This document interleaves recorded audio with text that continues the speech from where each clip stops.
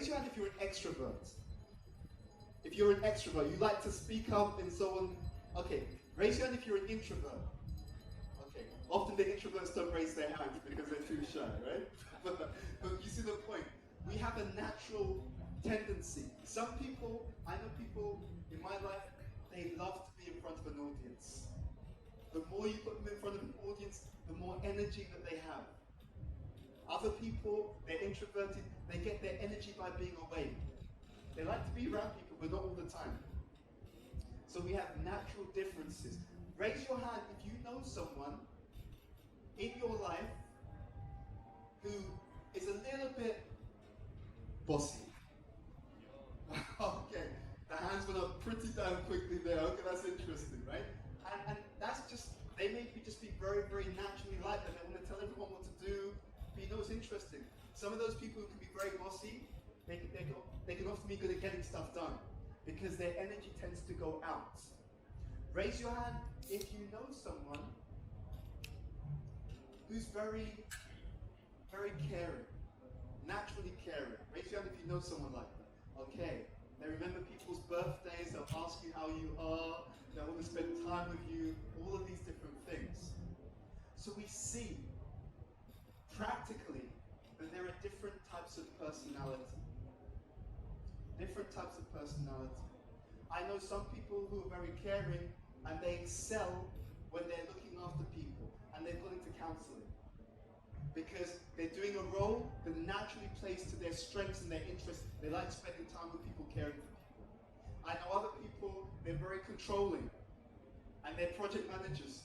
Can you believe that? They manage projects and they're very good at managing those projects. Everything gets done on time, on budget. Again, second lesson.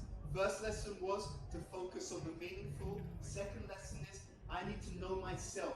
What kind of personality do I have? And then I invest in those talents. Talent plus time really helps a person to move forward. The third lesson, I'm just going to check our timing. The third lesson, and then we'll open up for questions and answers.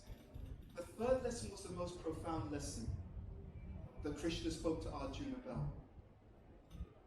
This lesson, it's been one of the most profound discoveries of my entire life. This lesson was a very profound discovery for me. And the older I get, the more this lesson really starts to, it calls to me from within the core of my heart. This lesson was about what one considers to be true happiness. I was having a discussion with my wife the other day, and we were discussing about different celebrities. And we were discussing, are they truly happy?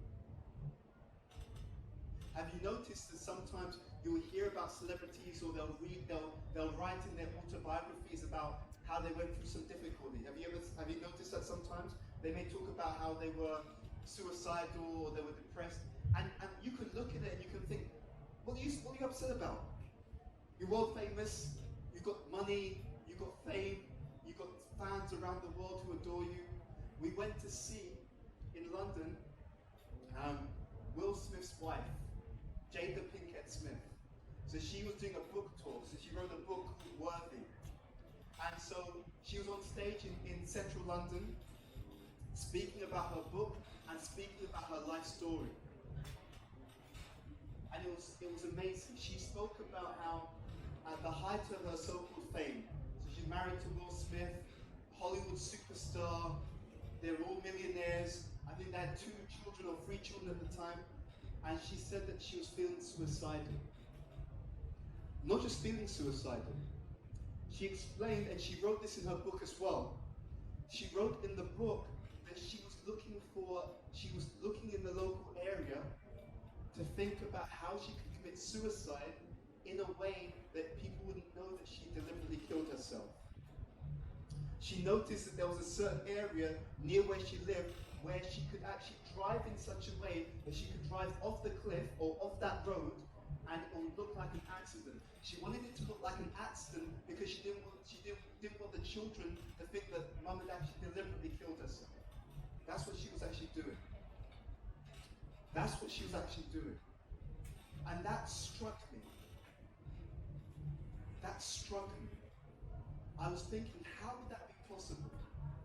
Why would someone who has so much,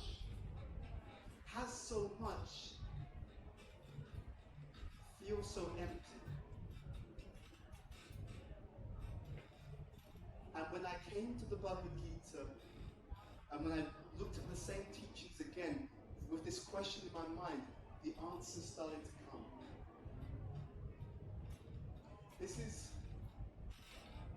the profound teaching of the Bhagavad Gita. Krishna explains the first lesson, Dehino sminyata dehi kumar yovanam jara tata dehantara praptir dira tatra namuyate.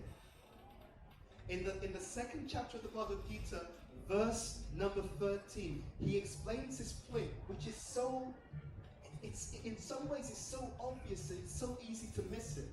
He explained to Arjuna, he said, the first thing you have to understand is that you're not this body. Kind of like people say, well, that's obvious, isn't it, right? I've got I can lose an arm, I can lose a leg.